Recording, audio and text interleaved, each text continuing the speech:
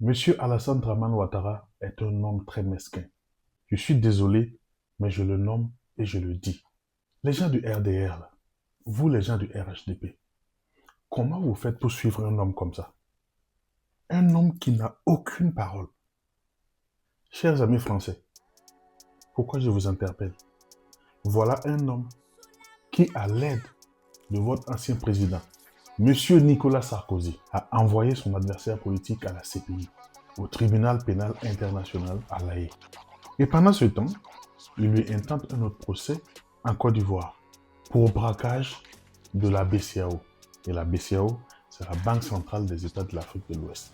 Et vous qui êtes mieux placé que moi, vous le savez, en pénal, depuis quand juge-t-on quelqu'un en son absence? Et on leur demande, trouvez-nous le monsieur qu'on accuse pour qu'on puisse le juger.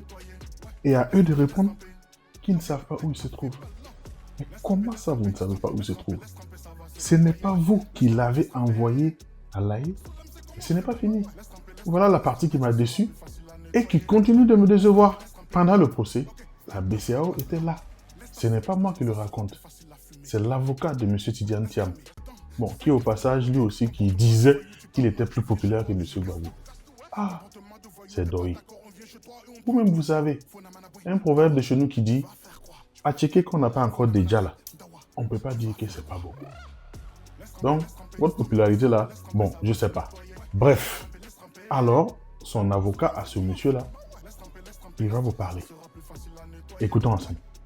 Monsieur Gbagbo, pour l'instant, pour qui j'ai beaucoup de respect et d'admiration, est frappé d'une décision injuste qui le rend inéligible.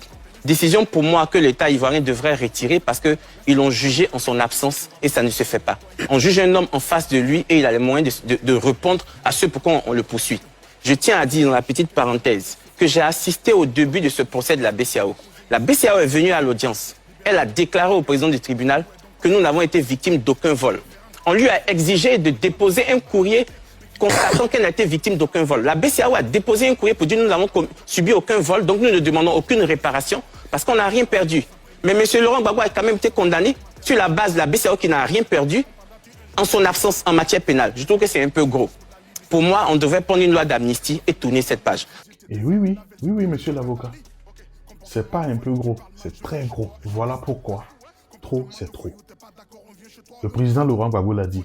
Trop, c'est trop. Non seulement le président Alassane Ouattara ne tient à aucune de ses promesses. La Côte d'Ivoire, en son temps, avait ratifié le projet de loi portant création de la Cour africaine des droits de l'homme et des peuples. Quand les décisions de la Cour n'ont pas plu à M. Alassane Draman Ouattara, il s'est empressé de quitter cette Cour. Quand la BCAO est venue dire qu'ils n'ont été victimes d'aucun vol, tonton Alassane a fait comme s'il n'entendait pas. Il a quand même fait condamner M. Laurent Gbagbo à 20 ans de prison. Vous suivez une personne comme ça là pour aller où? Ok, comme je vous l'avais déjà dit, 2025, c'est aujourd'hui. Le nom de Gbagbo sera sur la liste. Voilà pourquoi je me joins à ce mouvement pour dire aussi trop c'est trop et que nous ne devons pas laisser passer cette forfaiture. Allez, ciao, terminage.